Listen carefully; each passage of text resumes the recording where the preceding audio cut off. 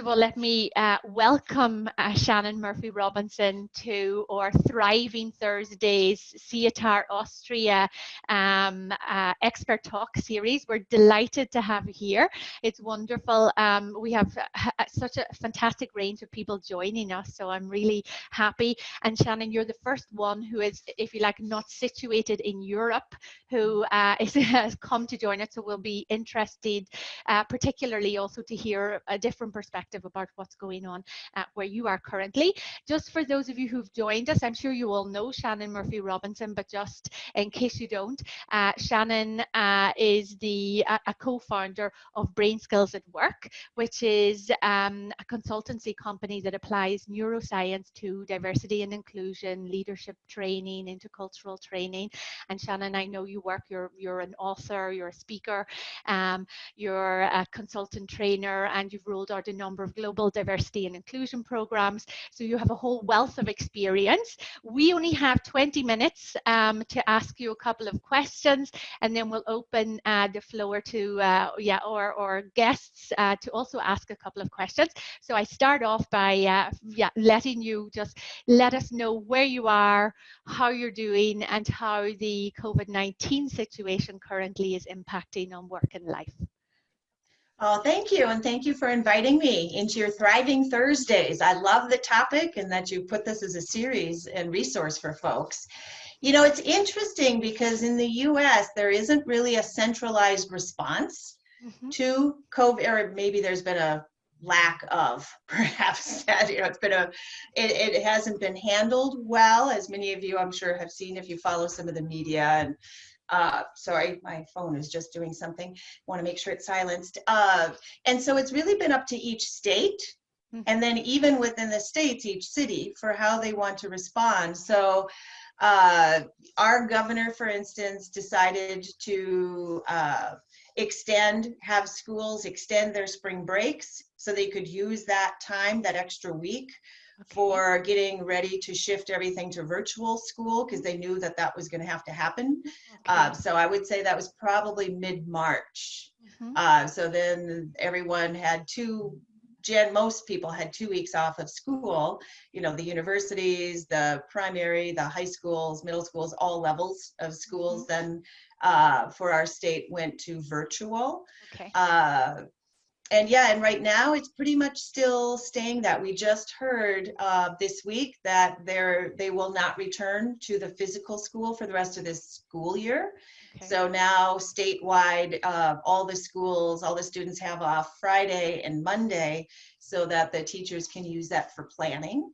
But, you know, but it's interesting. I mean, I would imagine somewhat similar to Europe, like you go to the grocery store and everything's gone. I went yesterday to 2 stores just in search of toilet paper, you know, very, things like that, you know, and so it's just, I think part of it is, you know, of course, just the fear. And so just a lot of people, especially early on, went into freak out mode, went to the grocery store, bought up like the hand sanitizer and cleaning supplies. I mean, there was literally, the shelves were bare. I snapped photos of them because I've never seen anything like that. You know, and then of course everything's here. Restaurants are closed. You can still get takeout, so you could drive up and get something to go to try to keep the businesses going. But otherwise, it's had a lot of impact on many people, to be sure, here in the States. I mean, same as Europe. You know, both just in terms of health as well as businesses and families, and, you know, a lot of impact. You know, I'm grateful that for us, we have a home, so we have some space. We can spread out with everybody doing school and work and everything from home. You know, we can go out into the garden. We're still allowed to go out and walk, you know, out in our neighborhood, and go to the parks and things, as long as we maintain social distance. They've closed like for the children, the actual playground structures are all fenced off.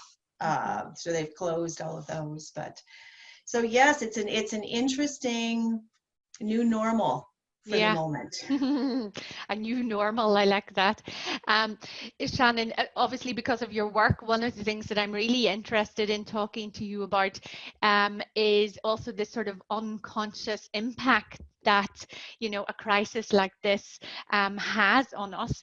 And I talked to Milton Bennett a little bit about it last week as well, but just this idea that, you know, a pandemic creates a different sense of emotion and fear that's actually from a brain science perspective is located in a different part of the brain. So it's also then impacting, you know, unconscious processes. So whether or not we realize it, we're taking sort of also the visuals that we see, this idea of no hand sanitizers, people wearing masks, as that will have an impact on our unconscious.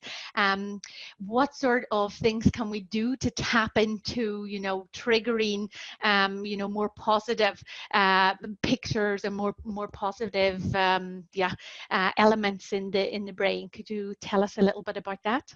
Oh, absolutely. That's actually where I'm spending a lot of my time right now, doing webinars for people on increasing resiliency and quieting the fear circuitry in the brain. Because like you said, when that fear circuitry engages, we lose access to our best thinking. We aren't able to tolerate ambiguity. It's harder to stay optimistic. Thinking devolves very quickly into just either or. You know, quick to blame. We're seeing uptick, for instance, in organizations of more discrimination, more biased behavior, those sorts of things, because when the fear circuitry is engaged, we lose that access, you know, to that higher brain and our better selves. So to counter that, there's actually a lot of things we can do, because when you think about resilience, resilience is being able to, in the moment, shift your state. And through practicing those skills over time is what really strengthens those pathways in the brain and then creates more long-term resilience.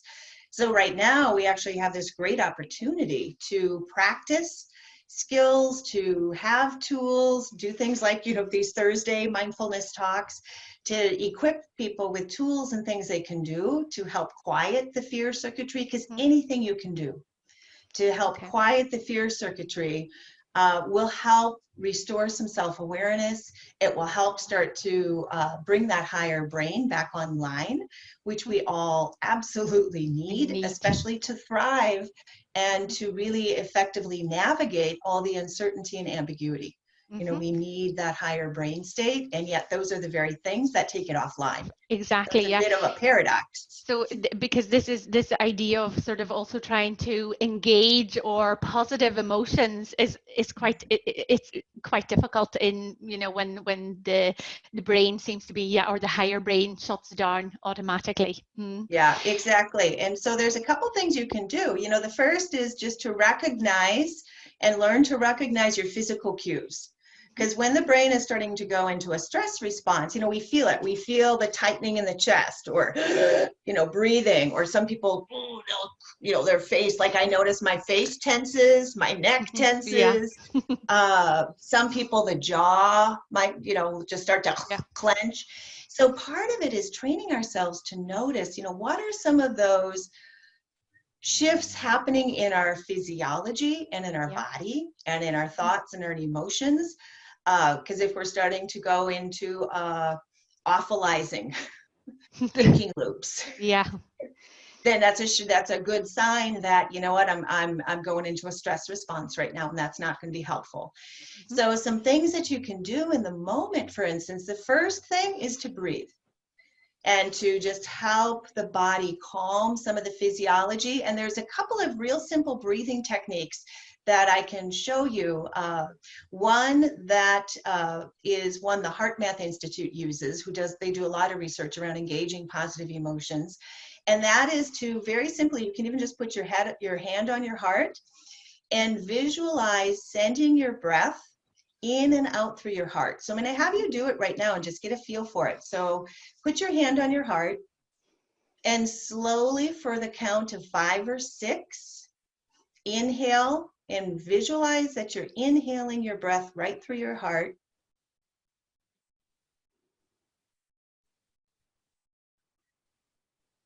And then exhale gently for 5. And exhale. Visualize your exhaling right through your heart.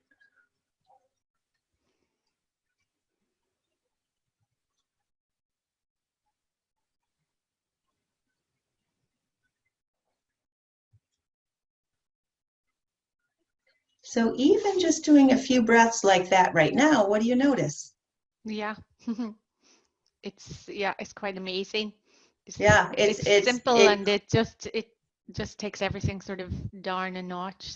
A sense of calmness sets in, and that's exactly, yeah. Exactly. It kind of takes off that edge, because when we're in that stress response, there's just sort of, we're on edge. Yeah. And it just helps calm that in the body. If you're still struggling, like it gets you down, you start to calm a little, but you can still feel you're not fully centered yet, and you're still a bit ramped up. Another great breathing exercise that you can do is put both your feet on the floor so that you're sitting in a kind of comfortable spot. And as you breathe, visualize that you're sending your breath right through your torso, through your legs, out the bottoms of your feet, down into the ground. So you visualize that you're directing that breath all the way through your body, and then out the soles of your feet into the ground. So I'm going to have you try that and see what works for you. For some people, it works better to visualize on the inhale. Other people, it's easier to visualize on the exhale. So I'd like you to try both of those. Just give that a moment and just, again, visualize as you breathe. Visualize that you're sending that breath right through your torso, right through your legs, out the soles of your feet, down into the ground.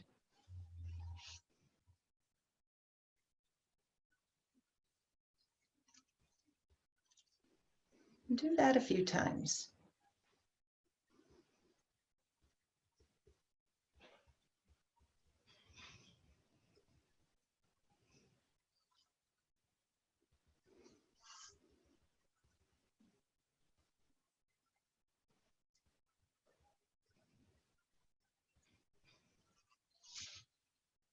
So what do you notice practicing that one? For me, it's a sort of it reminds me of, standing in water where the tide is going out, where somehow you can feel, Oh, that's such a great image. That's what I'm standing, I should say. I'm standing at the minute, so I'm not sitting, but that's exactly the sort of feeling. Yeah. Yeah. And so for hopefully everybody that's watching, as you're practicing it, you're getting your own version of that. It's a great way to give the body a moment to pause, to reset, to recenter, and most importantly, it will restore access to the higher brain, to that prefrontal cortex. You mentioned, Ethna, a bit about positive emotions. Say a little bit more about that, because I've got a couple things we can talk about there too. So what were you thinking? Well, I was thinking that this idea, when you're talking about the importance of, activating the higher brain, that somehow that's part of also impacting on the circuitry that's leading to the fear. So somehow you're then trying to control a little bit that circuitry, if you like, in order to to activate positive emotions that might that will just reduce the fear. And I guess those are the sorts of emotions that are triggered by mindfulness practices. That's the sort of thing we're all trying to do. So that I was thinking that was the idea. I know that also leads into sort of resilience and just the ability to manage your brain states. So anything you have to say around that, and I think just positive emotions are extremely important. And if you can manage to, in those moments where the brain is going into sort of tunnel vision mode, where conflicts at the minute, where people are tired and overworked and have had too much digital input, are harder to avoid at the minute. But if you can do that, and if you can achieve sort of that, I don't know, like flip the switch so that you're changing your emotions to more positive ones, I think that's incredibly valuable. It is, and you're exactly right, because the fear circuitry will destabilize the higher brain or that prefrontal cortex. Positive emotions actually do the opposite.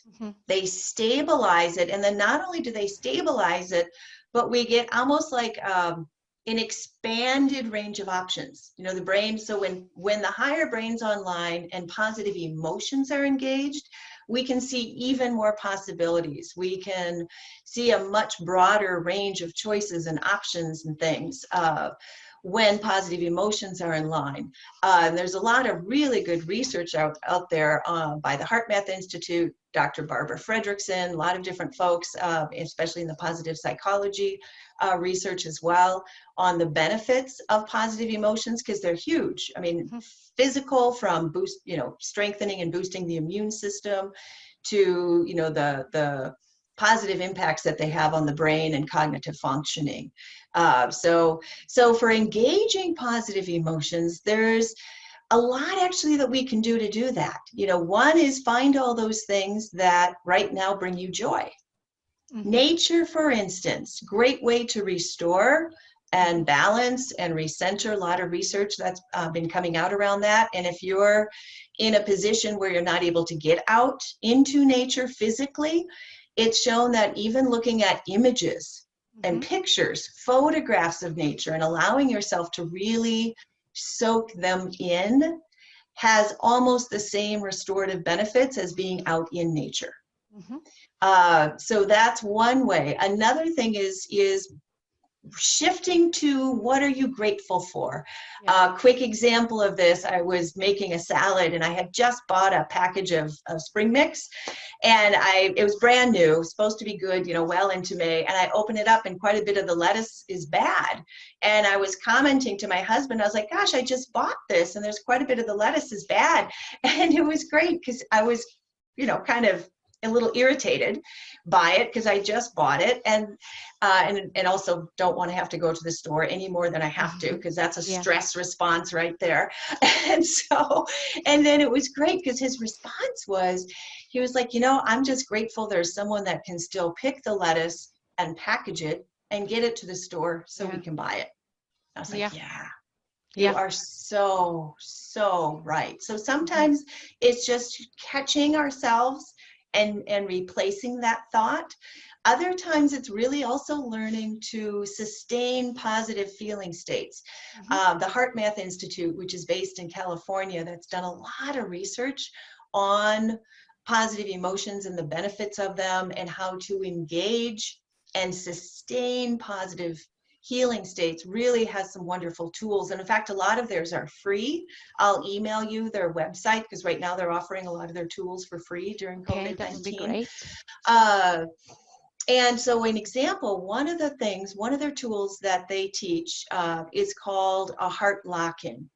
And it's around really sustaining positive feeling states. And the reason we have to strengthen that in the brain is that when, the brain is trolling for threats 24/7. Whether it's a physical threat, a psychological threat, it doesn't differentiate. And so right now, with all the fear, the uncertainty, the change, all those things, that will put the brain into panic mode and instant stress mode, then being able to, those come on faster and stronger, and they last longer than a positive emotion does. So they're not equal in the brain. The brain is weighted, and positive emotions can go offline really quickly, really easily. So it becomes really helpful to consciously work on cultivating positive emotions and feeling those. It's feeling it, not just thinking about it. It's not just a Pollyanna, think good thoughts. It's about, how do I really feel the feelings? So simple things, for instance, gratitude lists. Stopping during the day 2 or 3 times and just stopping for a moment and thinking, what's one thing that I am grateful for right now? What are 2 things that I can appreciate right now?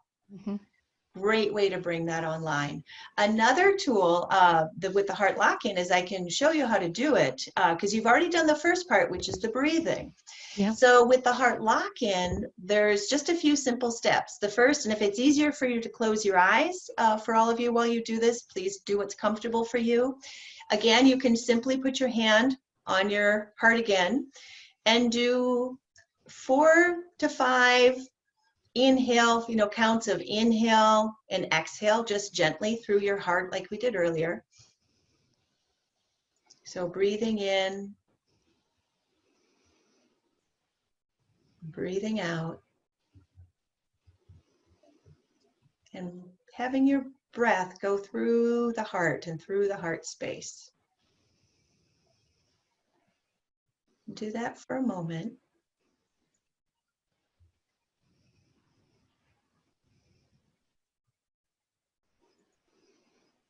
And then think about a person, a place, a moment in time, something that when you think about it, you smile.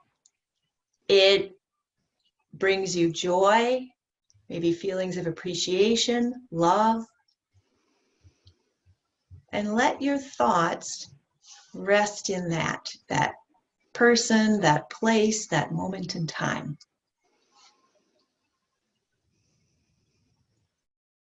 And if your mind wanders a little bit, that's okay. Just gently bring it back.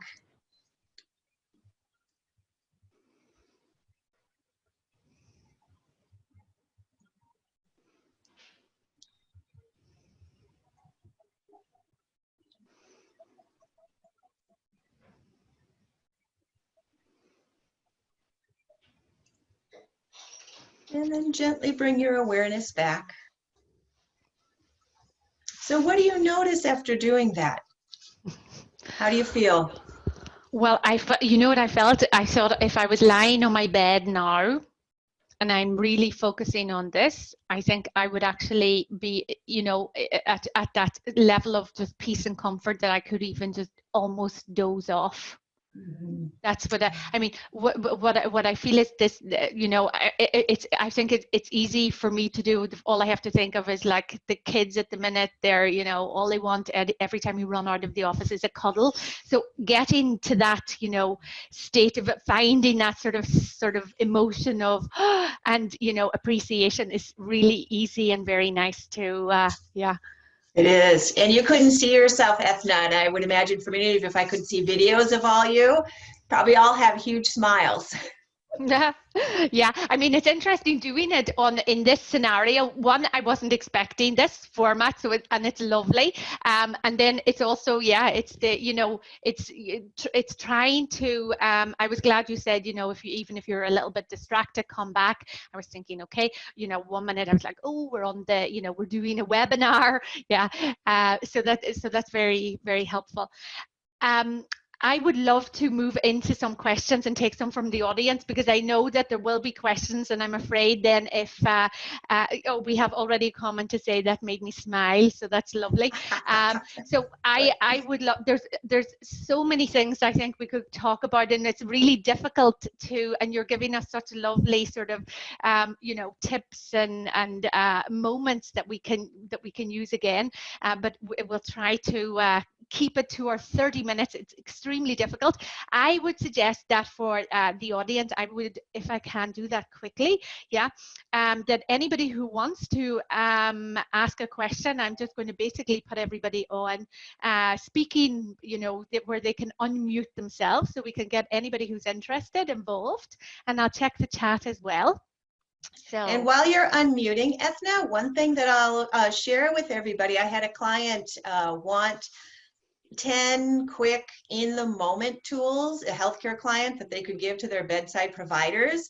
And I created a version for them for healthcare workers. And then I also created a generic version of, similar to some of the things I shared with you, what are some in-the-moment things that you can do to help quiet the fear circuitry and bring that higher brain back online. So I will email that so it can get posted on the SIETAR Austria website, and you all can have access to that. And please feel free to share it with anyone you think it would help.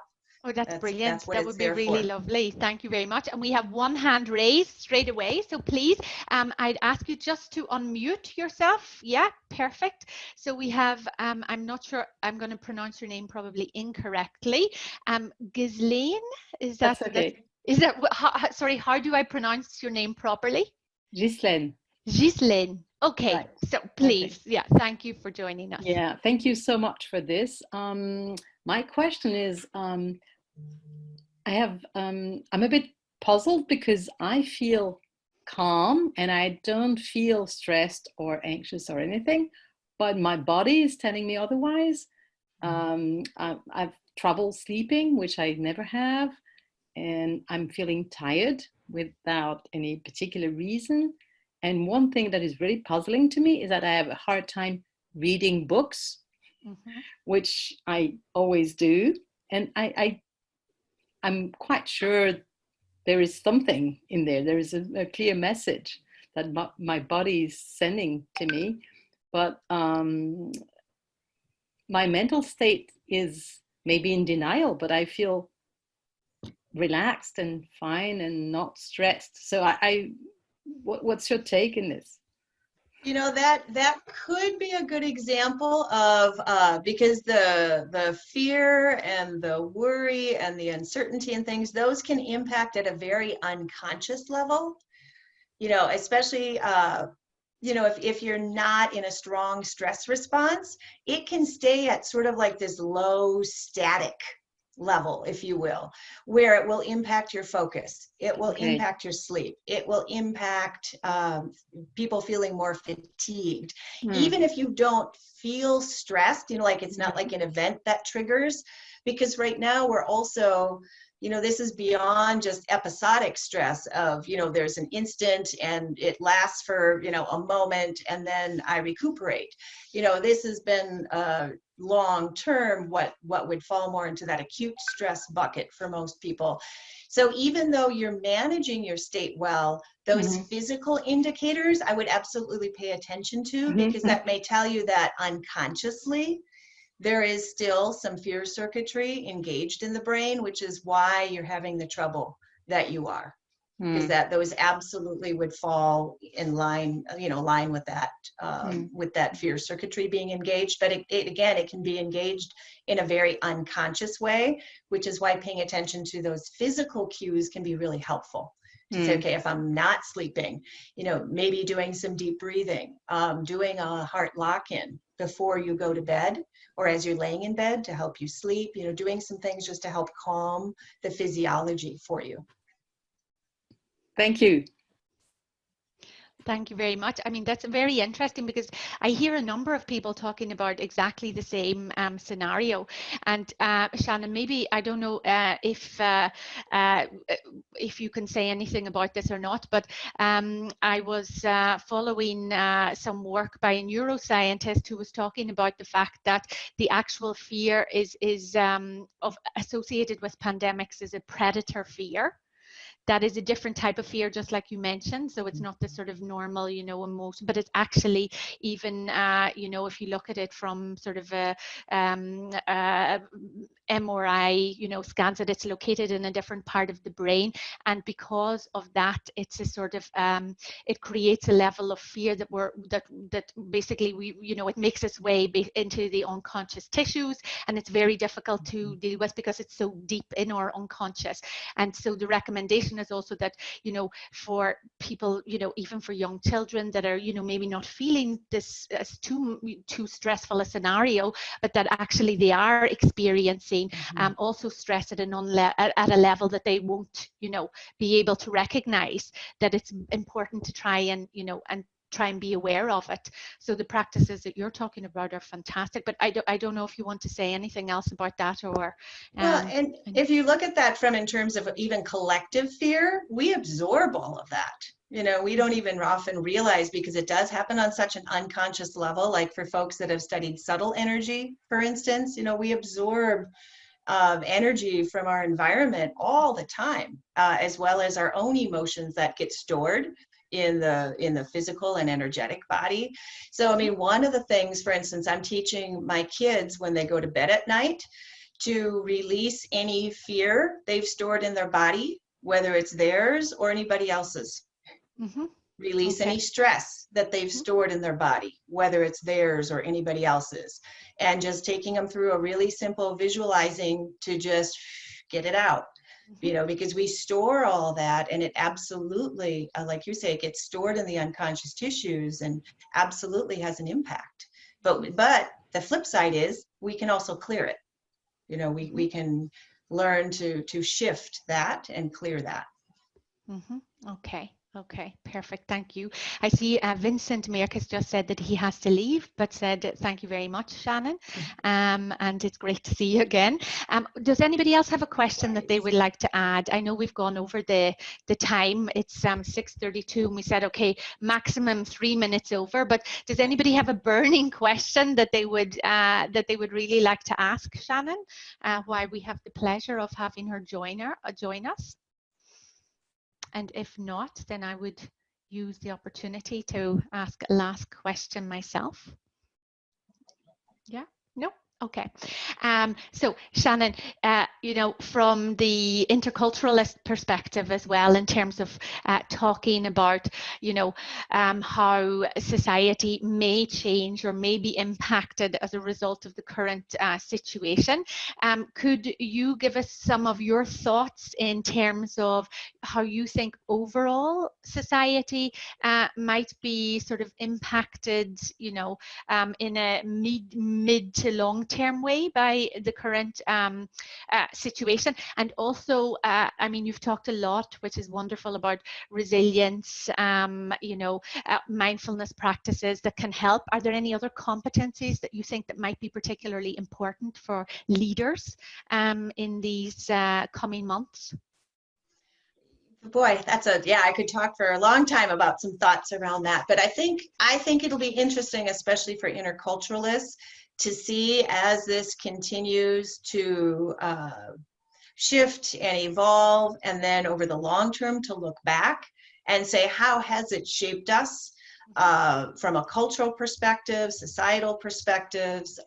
You know, I think there's going to be many things that will be impacted that right now as interculturalists will be interesting to say, okay, how does that shift? Where has it shifted norms of how we show up, how we interact with each other, all of those things. You know, I think it'll be interesting.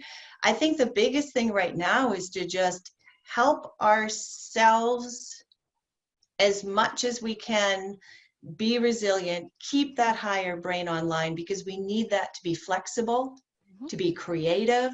Okay. You know, with a transition, there's great opportunity. Anytime there's transitions, there's so much opportunity to create new ways of you know, innovation and creativity and new ways of working and being and doing. You know, as long as we use that as and look at it as there's opportunity in this transition, and be willing to let go of oh, I wish it were different. Okay, so that's also a lot to do with self-awareness and the importance of just developing more conscious self-awareness skills too. Yeah. Fantastic. So I would say thank you very much. It's been extremely short. It's been an absolute pleasure. This is a talk that would be wonderful if we could continue again at some point. Thank you for being so generous with your time and also with your resources. So we'll be very happy to share those with anybody who's interested, and also put all of your details and link on our SIETAR Austria webpage so people can make contact with you themselves. Okay, so Shannon, thank you. It's been wonderful. Thank you very much. So I'll say a quick thank you to our SIETAR Austria team for helping coordinate this as well, and wish you health and energy and the time to engage in all of these mindfulness practices in order to help both yourself and others like us. So thank you very much.